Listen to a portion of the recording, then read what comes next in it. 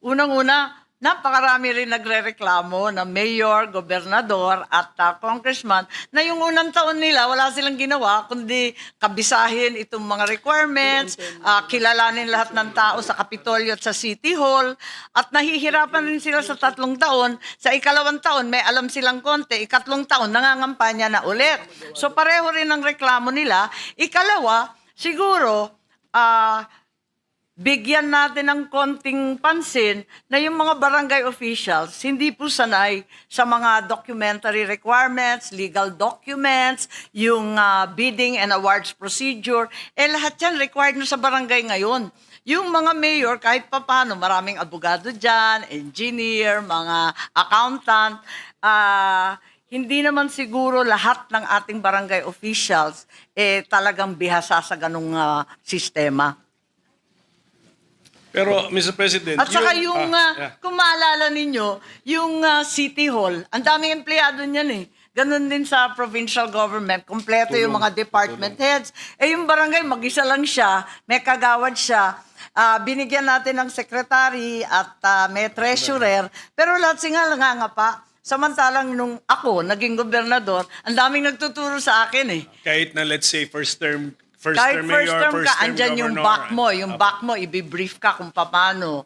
Tapos yung mga provincial PM, ano man tawag doon? DRRMC, yung disaster risk. Sasabihin lahat ng prepositioning sa'yo, matututo ka sa kanila sa haba ng panahon. Eto namang mga barangay, wala namang staff na gano'n at ng mga department heads na ang dunong-dunong na. So, yes, sir. Madam Sponsor, katulad lang po ron sa lungsod na Maynila, there are 998 barangays. Yung isang barangay doon, 2 kalsada lang.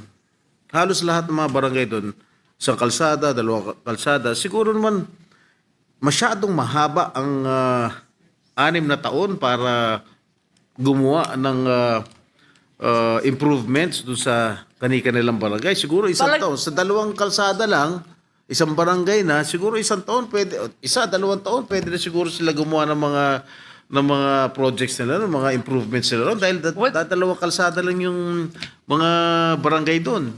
With all due respect, yung ibang lugar doon, iisang kalsada lang. Correct. At may kasalanan ako doon kasi bahagi po kami ng mga naghati-hati nung mga barangay doon. Ang issue po sa Maynila, kung hahayaan ninyo ako magsalita, talagang hindi yung problema ng termino. Ang problema, yung dami ng barangay. Na dapat, siguro, i-consolidate yung iba. Dapat i-cluster. Pagkat yung iba, i-cluster na lamang. Kasi nga, ihambing na lamang sa precinct. Kasi napakarami nga talaga.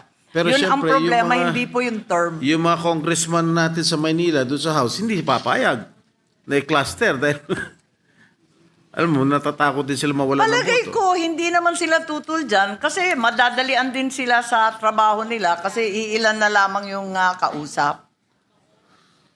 Oo, kasi nangyari na rin yan sa ibang lugar. Halimbawa, yung Bacoor, nakita natin, nag-cluster po sila. May malalaking lugar din, at iba pang lungsod kung saan talaga cluster. Alam ng COMELEC yan. Yung ibang mga lugar, katulad ng Bagong Diwa naman, Bagong Bayan sa Caloocan, biniyak yung isa, naging 6. Pero ibang issue po yun, hindi yung haba ng termino, kundi yung napakadaming barangay. I agree. Dahil sa dami ng barangay nga, katulad nga sinabi ko kanina, at sinabi rin ni as mentioned by Senator Marcos, 1, 2 kalsada, 1 punong barangay na eh.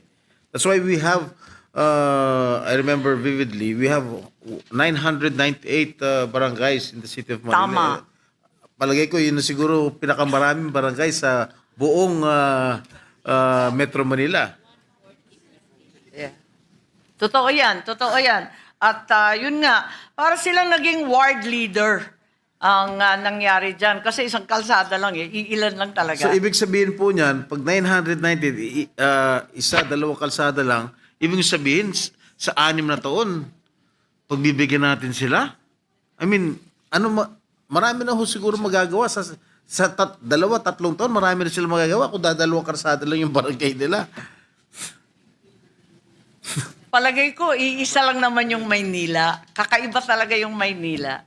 So, Pero kahit sa Maynila na sinasabi natin na ang sikip-sikip sa dami ng barangay, isang kalsada, dalawang kalsada, may mga barangay na napakalalaki rin na umaapak din ng 2,000 ang Yes. botante. Yes, sa Na ang Caloocan, ideal, ayon sa COMELEC, dapat ipako natin sa 800 lamang ang botante. Meron pa rin lumalampas, may 2,000, 3,000 sa isang barangay. Kaya hindi totoo na lahat ay napakaliliit. Pwede pong malaman, Mr. President, saan nakuha ng COMELEC yung ideal number na 800 should comprise a barangay? Yes, the 800 is not for the barangay. I think I misspoke. Basically, that's the ideal number sana para sa presinto. Para expeditious ang ating voting Okay. at sa kabilangan. Sige, okay. So the COMELEC has no position on what's the ideal, Ay, yung barangay, hindi na sila ideal size nakikialam for the doon. barangay. Mali So, po yung pagkasabi ko. Hindi can naman we- COMELEC ka. Sa presinto po yan. Just Kaya nga yung recommendation para sa Maynila, kung saan napakaraming barangay, sana i-cluster na lamang at gawing per precinct yung barangay. At wag naman masyadong But maliliit. it has to emanate from the House. Am I correct? I think so. Yeah. Alangan man tayo gumawa ng batas. Kasi local yun. Local Local. legislation It has to emanate from the House. always derives from the House. and I think the council can Yes, the city council can merge also barangays. also requests the merging. Which is very, very unusual. Wala pa akong political naririnig na will. merging. You really need political will, Ang Mr. naririnig ko President. lagi pinapabiyak pinapadagdag So, Mr. President, just in case as a sponsor knows, what is our biggest barangay as of the moment and the number of voters and or inhabitants? In Metro Manila, are you talking about? Nationwide po. Nationwide. Opo. Tapos, then I will ask for the smallest also. Para makita lang po natin. Smallest Manila. Dalawang kalsada. Ano yung biggest barangay ngayon? Tatlo kalsada. Ano yun? Is that possible to know? Meron pa tayong data? Pero wala na, nabiyak na Ano na ngayon? Ang pagkaalam ko, yung pinakamalalaki talaga yung bagong silang, yung sa Caloocan, pero nabiyak na ng 6. Okay na po. Ngayon, may mga barangay sa Quezon City na ang alam ko kalahating milyon noon Yung mga Commonwealth at saka Holy Spirit, ang pagkaalam ko talagang hundreds of thousands yan. Can we be more accurate? Ang sabi ko naman, just in case we know. So kung sabihin lang po kung hindi natin alam, so we will not answer the question. We just- don't seem to have the We data don't have- right now okay, sige because po. it's also a Understand. moving target, if And- truth be told. Nagbabago-bago rin sinong pinakamalaki. Can we ask na lang? Can we ask? Yes, we will ask and submit. What agency would have the information that we need? By Is it right, the ILG should. COMELEC or the they're here, ILG? but, TikTok Academy is the official education platform for TikTok for business, with courses in advertising, creative, measurement, and the COMELEC doesn't have barangay information. I believe the ILG should have the record, but they don't seem to have Sige. it at the moment. Biggest and smallest. Can it follow? Can the information follow? Yes. The majority leader, Mr. President. Just to interject, Mr. President, I heard something about Caloocan. Kaya nga, This Congress subdivided the biggest barangay. it's Commonwealth. It's Barangay Bagong Silang. Yeah, it's tama. I wasn't So, wrong. we have subdivided that. So, dalawa na barangay?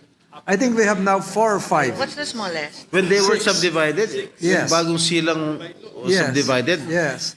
What's the smallest? 4 na? 6 na yung barangay sa... 6. That was formerly under Barangay Chairman Joel Bacolod.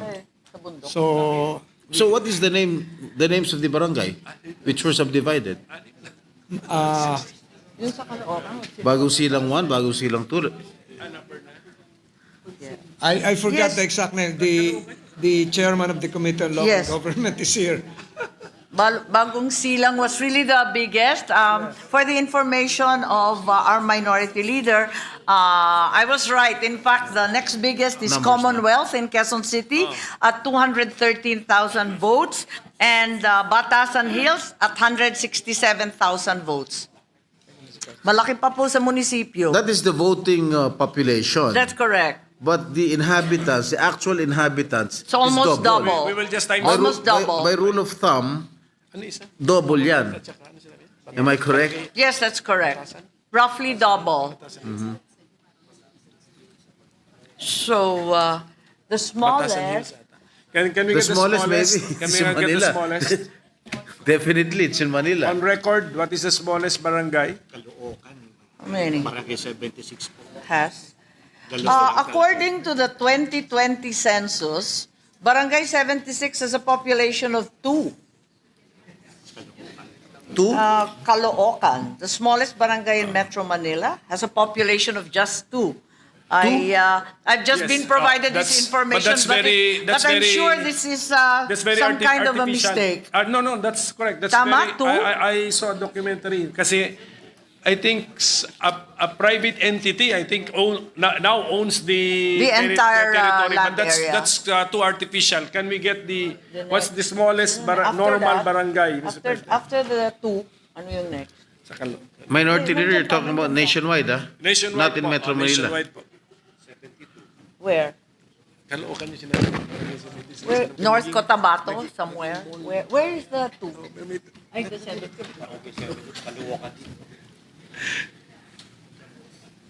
Caloocan din? Sure ka? On record, it states that Barangay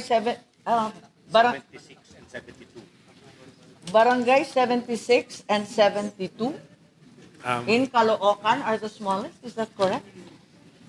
Parang hindi pa ako nakakatagpo ng maliit na barangay sa Caloocan, ha? Pero yun ang nakalista sa COMELEC at sa DILG. Naging mall po. Maghintay na lang po tayo kasi hindi ko naniniwala. Kung maalala ko yung napanood kong documentary dyan, naging mall actually. Naging Naging mall. mall So walang yung natira. So, may I know the actual inhabitants in Pag-asa Island? Alam ko, maliit lang yun. Hindi. Ina-assume niya kasi ng barangay. Pag-asa. Kalayaan Island. I think upwards of 400 is what is on record. In Pag-asa Island. Yes. So, the voting Di ba population... Kalayaan kasi may mayor? Yeah, may mayor doon. Oo, But yung mayor at doon munisipyo siya, hindi siya barangay. No, pero may barangay doon. May mga Yeah, barangay. may mga barangay May mga doon. barangay. Pero hindi siya iisa. Oo. May mga bata doon. Maraming bata. Kasama na yun. Alin? Alin? Pag-asa Island. Oo. Ilan ba barangay sa Pag-asa Island? Isa lang. Pag-asa Island has only one barangay Yeah. in the entire Kalayaan Island group. So isang barangay lang siya. So, Yung the- Kalayaan yung maraming The barangay. actual inhabitants, 400. 400? Kanya? Let's say 500 kasi 2020 census to. 2020. So, the voting population is half, approximately. O 200 lang. Correct. I think that's a good guiding figure, Mr. I bet you that we will build you a Shopify store in the next 15 to 20 minutes completely free. My name is Anthony Morrison, and my brother Adrian and I are two of Shopify's top partners. And right now, you can get your store built. Mr. President. So with that, Mr. President, okay, so how come we arrived at 6 years? Was that determined in a scientific way, Mr. President? Well, firstly, the notion was to desynchronize the barangay elections from the national and local elections. Ang concern natin kapag naiiba sa 3 o 6 na taon, may mga taon kung kailan magsasabay na naman yan sa NLE at ang mangyayari, hihingi na naman o magkakaroon ng postponement na pinagbawal na.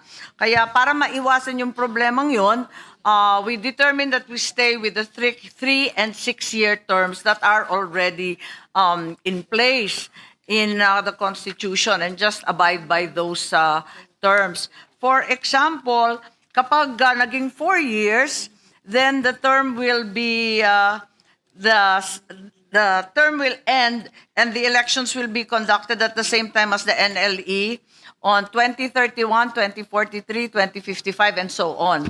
The same with 5-year, magkakaproblema rin tayo. The same year, 2028, 2043, 2058, sunod-sunod na naman nagkakasabay.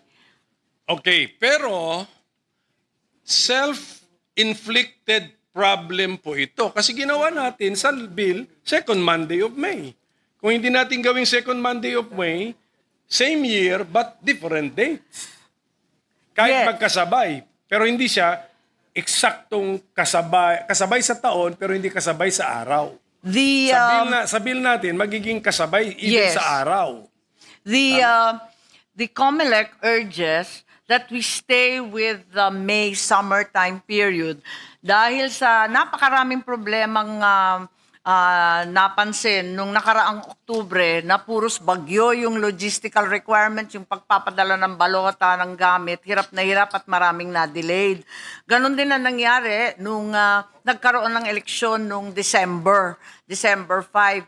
Pati yung mga estudyante hirap bumoto dahil nga may mga exam pag October o di kaya may midterm break. So mas convenient talaga pag Mayo na, summer na, bakasyon na silang lahat. Kaya Mayo talaga pinaka-ideal para sa ating magka-eleksyon. Pero kasi parang sinet up na po natin na para wala tayong choice kundi tanggapin ang 6 na taon na term para hindi magkasabay sa not presidential elections sa kayong mga Midterm. sa mga local elections or national NLE na midterm kasi 3 years yun and 6 years yun. Sinabay talaga natin na second Monday of May.